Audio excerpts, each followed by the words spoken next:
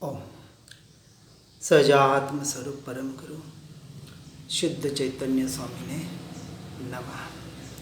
स्यदवाद नय षट द्रव्य गुण पर्याय और प्रमाण का जड़ कर्म चेतन बंध का अरु कर्म के अवसान का कह कर स्वरूप यथार्थ जग का जो किया उपकार है उसके लिए जिनवाणी माँ को वंदना शतवार है, वंदना शतवार है। श्रीमद् भगवत कुंद कुंदाचार्य देवी रचित श्री प्रवचन सार जी को अल्प बुद्धि से कुछ समझने का प्रयास कर रहे हैं। अब अतीन्द्रिय सुख का साधनभूत यानी कारणभूत अतीन्द्रिय ज्ञान ही उपादेय है, इस प्रकार उसकी प्रशंसा गाथा 54 में कह रहे हैं। देखने वाले का जो ज्ञान अमूर्त को मूर्त पदार्थों में भी अतीन्द्रिय को और प्रच्छन्न को इन सब को स्व तथा पर को देखता है वह ज्ञान प्रत्यक्ष है। केवल ज्ञानियों की दशा बताने का प्रयास किया जा रहा है, परंतु हमें मात्र केवल ज्ञानियों की दशा के साथ वहीं अटकना नहीं है, क्योंकि हमें भी केवल ज्ञान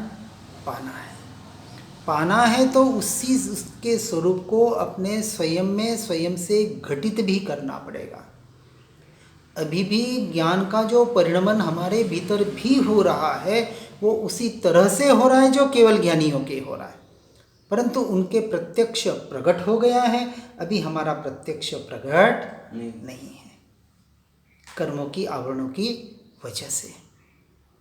अब उसकी टीका में अमृत चंद्राचार्य जी कहते हैं, जो अमूर्त है, जो मूर्त पदार्थों में भी अतीन्द्रिय है और जो प्रच्छन्न है यानी गुप्त है, आंतरिक है, ढका हुआ है, मूर्त पदार्थों के साथ रहते हुए भी अमूर्त है, इसलिए उसे अतीन्द्रिय ज्ञान से ही जान सकते हैं। उस सब को जो कि स्व और पर इन दो भेदों में समा जाता है। स्व पर प्रकाशक कहाँ? दो भेद है, पर द्रव्य पर भावों को प्रकाशपना भी ज्ञान में झलक रहा है, प्रकाशित हो रहा है। ऐसा नहीं कहा कि पर जानने में नहीं आ रहा है। उसी समय उसी क्षण जीव अपने स्व को भी जान रहा है। ऐसे ज्ञान की स्व पर प्रकाशक महिमा बताई जा रही है, और ऐसी महिमा जानकर इन दो भेदों को सही तरीके से समझ लेता है और ऐसे अतीन्द्रिय ज्ञान को जो अवश्य देखता है, जानता है। अब अमूर्त पदार्थ है कौन से? तो धर्मास्तिका, अधर्मास्तिका इत्यादि, क्योंकि वो मूर्त पदार्थ नहीं है, हमें कहीं दिखने में या दृष्टिगोचर नहीं होते हैं। मूर्त पदार्थों में भी अतीन्द्रिय परमाणु इत्यादि तथा द्रव्य में प्रच्छन्न काल इत्यादि यानी द्रव्य अपेक्षा से गुप्त ऐसे जो काल, धर्मास्तिका वगैरह है, क्षेत्र में प्रच्छन्न अलोकाकाश के प्रदेश इत्यादि, काल में प्रच्छन्न असांप्रतिक यानी अतीत और अनागत पर्याय यानी अतात्कालिक वर्तमानकालीन नहीं, ऐसी पूर्व यानी भूत की और भविष्य की ऐसी जो पर्याय, तथा भाव प्रच्छन्न यानी स्थूल पर्यायों में अंतर्लीन सूक्ष्म पर्याय है। ये जो पर्याय जो हर क्षण उत्पाद व्यय हो रही है वो सीधी दृष्टिगोचर नहीं हो रही है, चाहे पुद्गल की हो चाहे जीव की हो। अब पुद्गल की भी पर्याय हर क्षण बदल रही है, जैसे हम कहते हैं कि शरीर के परमाणु हर समय बदल रहे हैं, उसका भी उत्पाद व्यय हो रहा है, लेकिन वो दृष्टिगोचर नहीं होते। इसलिए अंदर लीन हुए अंतर्मन ऐसे जो उन सब का जो कि स्व और पर के भेद से विभक्त है, उनका वास्तव में उस अतीन्द्रिय ज्ञान के दृष्टापन है। अतीन्द्रिय ज्ञान की जो बात बताने का प्रयास किया जा रहा है, उनमें उनका दृष्टापन अर्थात उन सब को वह अतीन्द्रिय ज्ञान देखता है और जानता है, क्योंकि वह अतीन्द्रिय ज्ञान प्रत्यक्ष है। पुद्गलों का परिणमन तो हमें प्रत्यक्ष दिखाई दे रहा है, लेकिन मोह राग द्वेष रूप ये जो जीव के परिणाम हो रहे हैं और उसके द्वारा उनके भेद विज्ञान के द्वारा जो भीतर की शांति भी प्रकट हो रही है, वो भी दिखाई दे रही है। भीतर में जो आनंद आता है, जो कि पर्यायों का परिणमन है, वो भी हमें अनुभव में आ रहा है। अनुभव में आ रहा है, इसी का अर्थ हम उसको देख और जान रहे हैं। और इस वजह से ऐसे जो अतीन्द्रिय ज्ञान दिखता है, जो प्रत्यक्ष है, जिसे अनंत शुद्धि का सद्भाव प्रकट हुआ है, ऐसे चैतन्य सामान्य के साथ अनादि सिद्ध संबंध वाले एक ही अक्ष नामक आत्मा के प्रति जो नियत है, अक्ष यानी आत्मा को अक्ष भी कहा जाता है। हमने परसों ही एक ध्यान साधना का भेजा था, अक्षर, आत्मा को अक्षर भी कहते हैं।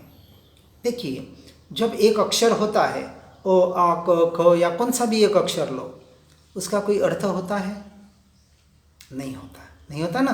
12 अक्षरी अपन 12 खड़ी या जो भी बोलते हैं कि क ख ग घ न, कोई भी एक अक्षर ले लिया, उसका कोई अर्थ नहीं है। अब उस ये क है, उसमें कई विवाद होगा, लेकिन जब उस अक्षर के शब्द बनते हैं तो एक शब्द के संस्कृत में 25 अर्थ 35 अर्थ भी बताए जाते हैं, और उस शब्द के वाक्य बनते हैं तो उनका उतना विस्तार होते जाता है, और उन वाक्यों से जब शास्त्र बनते हैं, आज वाद विवाद सारे किस पे है? इन शब्दों पे ही तो है। लेकिन जब तक वो अक्षर अकेला है, तब तक वहाँ कोई वाद विवाद का काम नहीं है। इसलिए जब तक आत्मा, हमारी दृष्टि जब एक उस स्वरूप पर है, तब तक कोई वाद विवाद नहीं है। बाकी सारे वाद विवाद बाहर के हैं। इसलिए आत्मा को अपेक्षा से अक्ष या अक्षर भी कहा जाता है, जो नियत है, अर्थात जो ज्ञान आत्मा के साथ ही लगा हुआ है, आत्मा के द्वारा सीधा प्रवृत्ति करता है। किसके साथ लगा है? किसके साथ लगा है?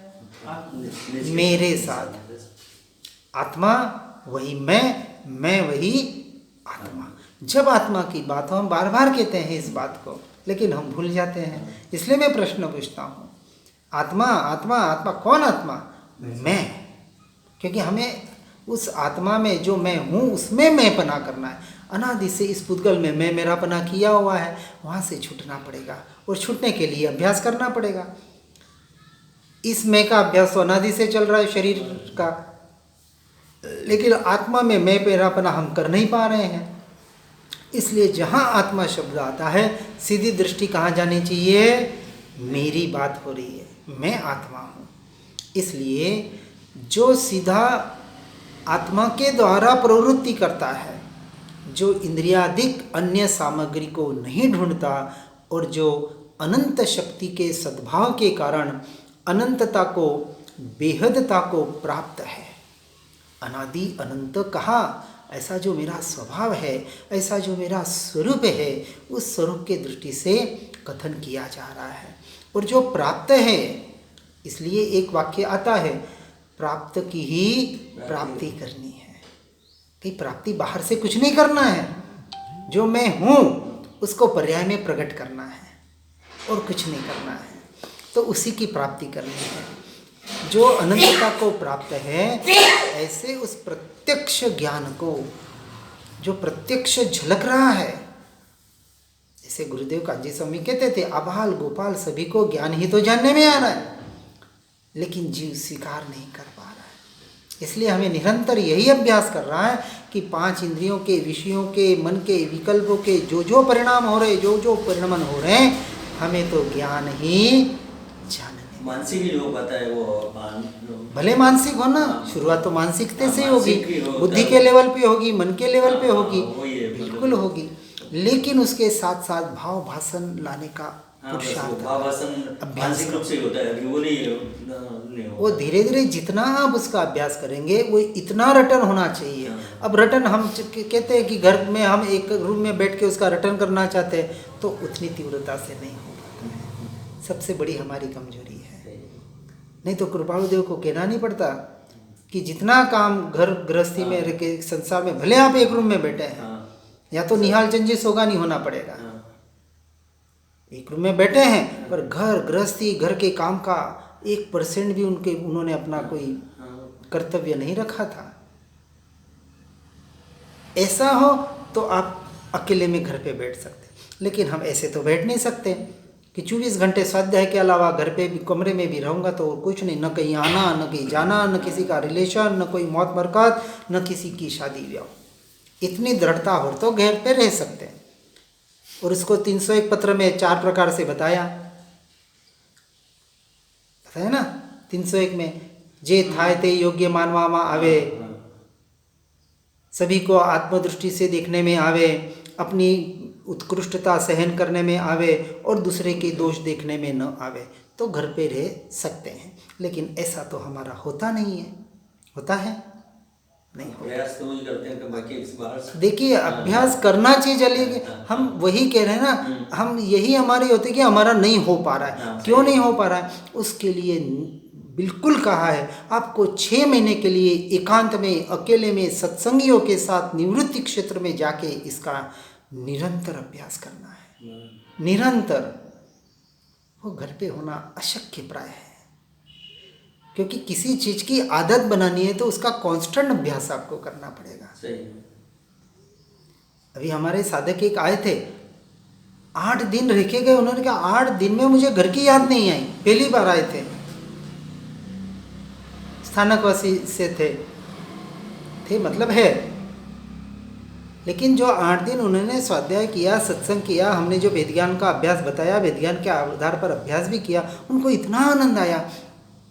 अब मैंने कहा 8 दिन में इतना आनंद आया, 6 महीने में तो विचार करो इसी को आप कंटिन्यू 6 महीने करेंगे तो क्यों नहीं निर्णय हो पाएगा। अब हम क्या 8 दिन कर लिया, अब घर पे चले गए, अब वो बैटरी कितनी चार्ज रहेगी। हमने परमानेंट काम नहीं किया ना अभी तक। सम्यक दर्शन किसको कहा? परमानेंट काम, यथार्थ परमार्थ निर्णय, सम्यक श्रद्धान, ये अब वो कभी मिटने वाला टंकोत्कीर्ण का, पत्थर की लकीर का, वो जब तक नहीं बनता है चाहे प्राण छूट जाए, अब मुझे यहाँ से नहीं जाना, यहाँ से यानी इस संसार से नहीं जाना, और संसार से नहीं जाना तो घर से छूटना पड़ेगा। इसका अभ्यास करने के लिए फिर भले हम उस स्थान में चले जाएं, कोई बात नहीं है, हम कोई निषेध नहीं कर रहे हैं, हमको यहाँ संसार छोड़ने की दीक्षा की अभी कोई बात नहीं कर रही है, परंतु सम्यक दर्शन के लिए भी उसके यथा योग्य पुरुषार्थ तो करना पड़ेगा। अब हम सारा काम घर पे रह के करना चाहते हैं, वो साहस नहीं आया है घर से छूटने का। अरे 6 महीने की बात कर रहे हैं, कौन दीक्षा की बात कर रहा है कि चलो सब छोड़ के दीक्षा ले लो। हम बात ही नहीं कर रहे, अभी हम उसके योग्य ही नहीं है, अभी 5वें गुणस्थानक के योग्य नहीं और 6ठे की सीधी बात करें तो यथार्थता से हमें समझना है।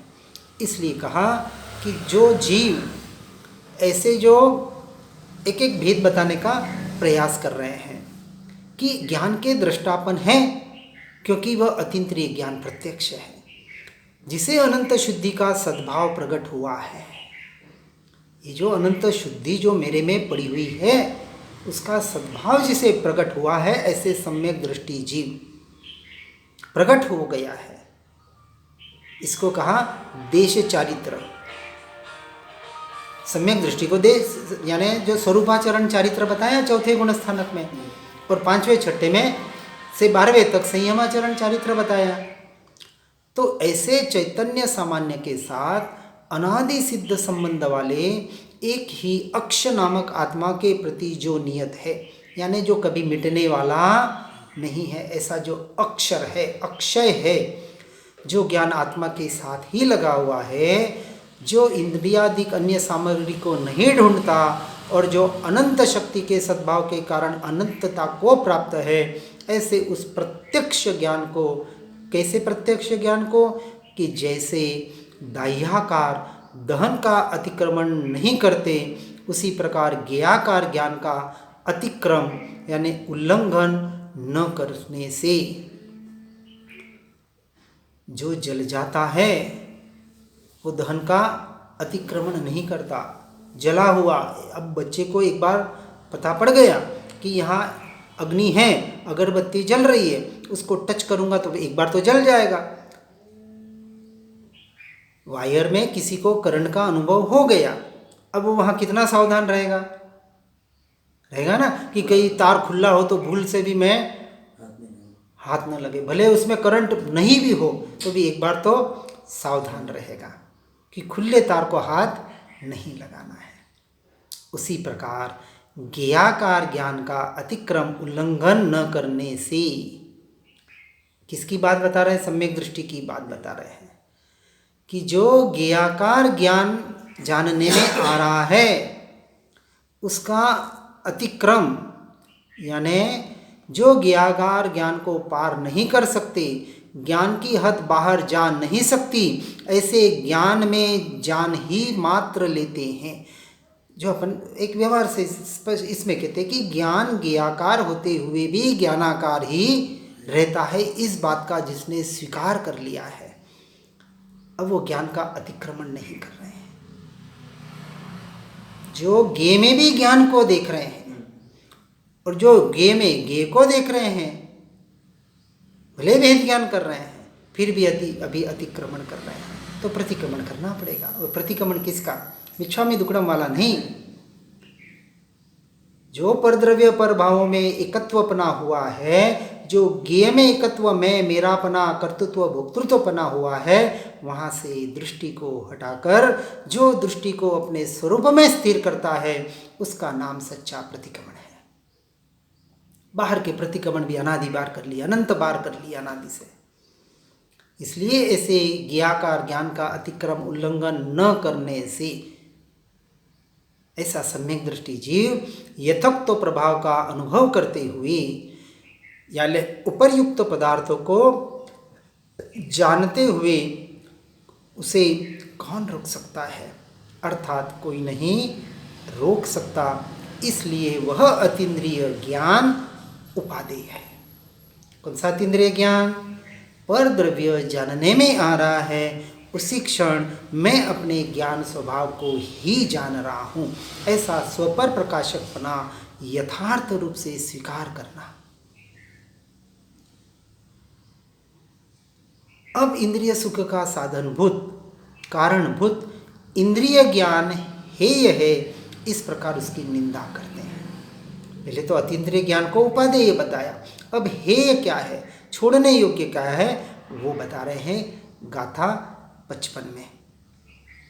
स्वयं अमूर्त ऐसा जीव मूर्त शरीर को प्राप्त होता हुआ उस मूर्त शरीर के द्वारा योग्य मूर्त पदार्थों को अवग्रह करके यानी मति ज्ञान से किसी पदार्थ को जानने का प्रारंभ होने पर पहले ही अवग्रह होता है, क्योंकि मति ज्ञान अवग्रह इहा अवाय और धारणा इस क्रम से जानता है।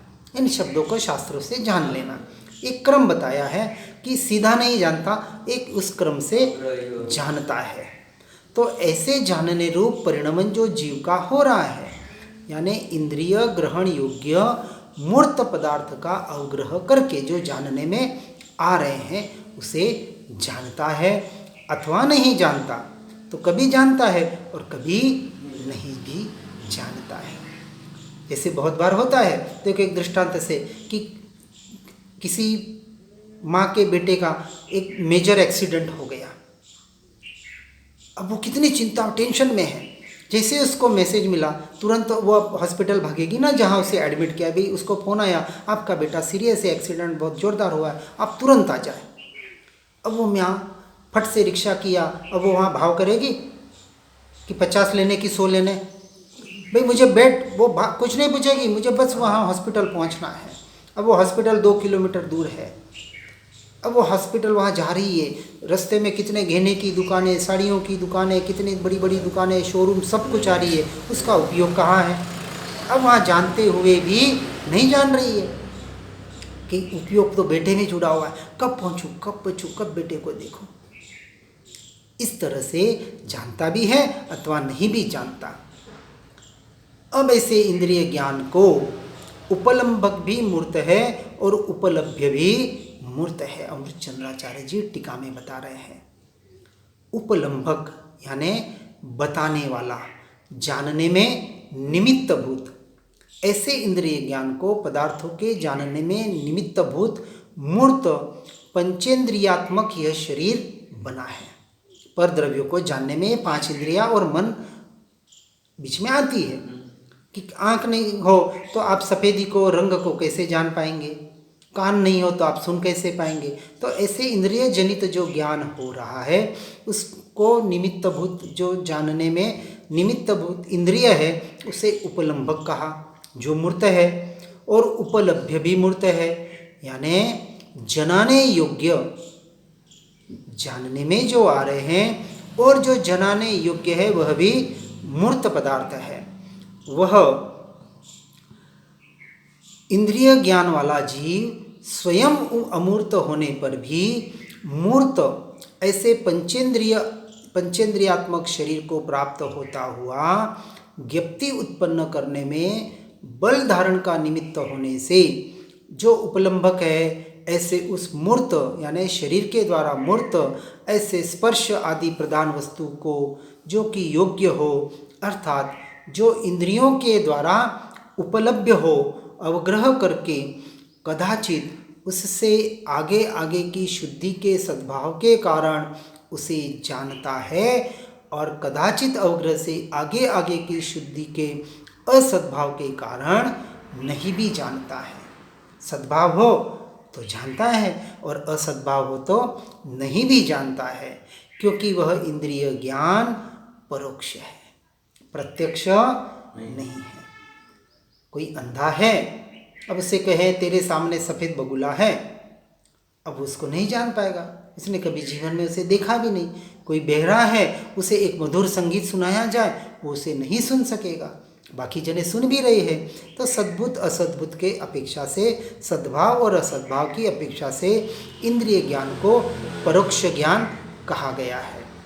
और ऐसे परोक्ष ज्ञान चैतन्य सामान्य के साथ, यानी जो आत्मा का अनादि सिद्ध संबंध होने पर भी अति दृढ़तर अज्ञान रूप अंधकार समूह द्वारा जो आवृत्त हो गया है, यह ज्ञान अनादि सिद्ध इस आत्मा का संबंध, चैतन्य सामान्य का संबंध पर द्रव्य पर भावों में एकत्व, ममत्व, कर्तृत्व, बुद्धि कल्पना करने की वजह से ऐसे बाहर के ज्ञान में दृढ़तर अज्ञान रूप यानी अंधकार समूह द्वारा आवृत्त हो गया है।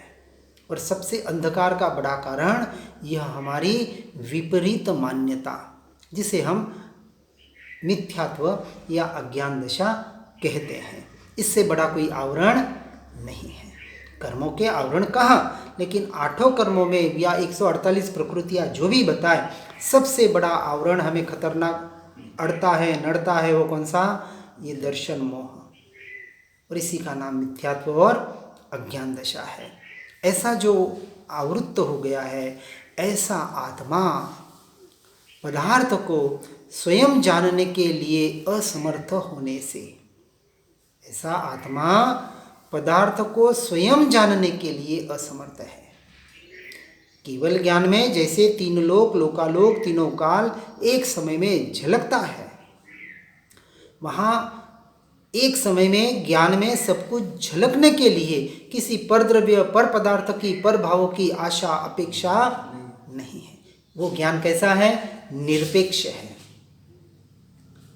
लेकिन अभी आवृत्त होने की वजह से वह निरपेक्ष ज्ञान किसी अपेक्षा में बंधा हुआ है, अपेक्षा में, आलंबन में बंधा हुआ है, और इसलिए वो स्वयं जानने के लिए असमर्थ होने से उपात्त और अनुपात्त पर पदार्थ रूप सामग्री को ढूंढने की व्यग्रता से अत्यंत चंचल, तरल, अस्थिर वर्तता हुआ।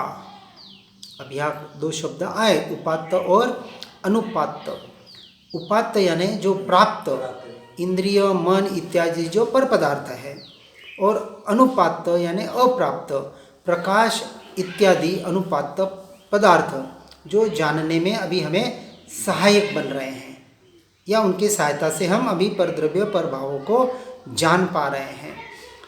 ऐसे व्यग्रता से अत्यंत चंचल, क्योंकि पर आधारित है, पर आधारित है तो व्यग्र है, चंचल है, तरल है और अस्थिर वर्तता हुआ अनंत शक्ति से च्युत होने से, परद्रव्य पर भावों पर आधारित है इसलिए अपने अनंत शक्ति से अभी च्युत है, बाहर है, उस शक्ति को ग्रहण करने योग्य उसकी स्थिति बनी नहीं है, इसलिए अत्यंत विकलव वर्तता हुआ यानी खिन्न, दुखी, घबराया हुआ वर्तता हुआ महामोह मल्ल के जीवित होने से, क्या बताया, महामोह मल्ल, मल्ल होता है ना कुश्ती खेलने वाला जो दंड होता है, मल्लखांब भी पहले खेलते थे, मल्ल युद्ध भी चलते थे।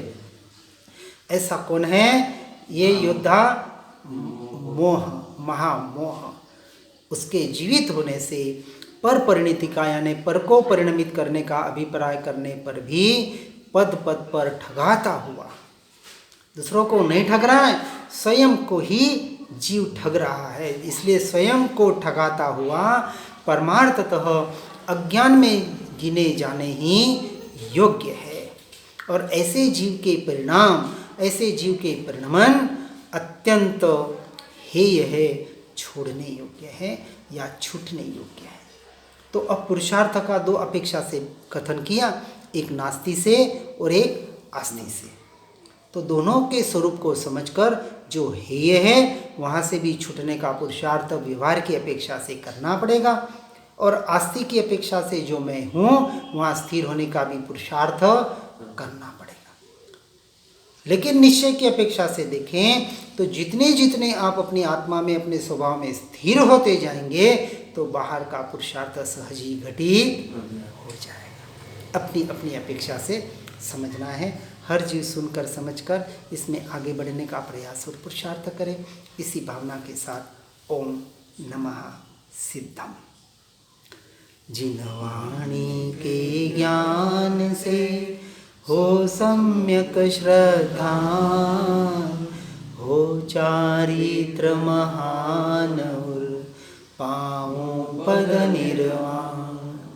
जिन वाणी के ज्ञान से सूझे लो कालो, सो वाणी मस्तक नमो सदा देत हूँ।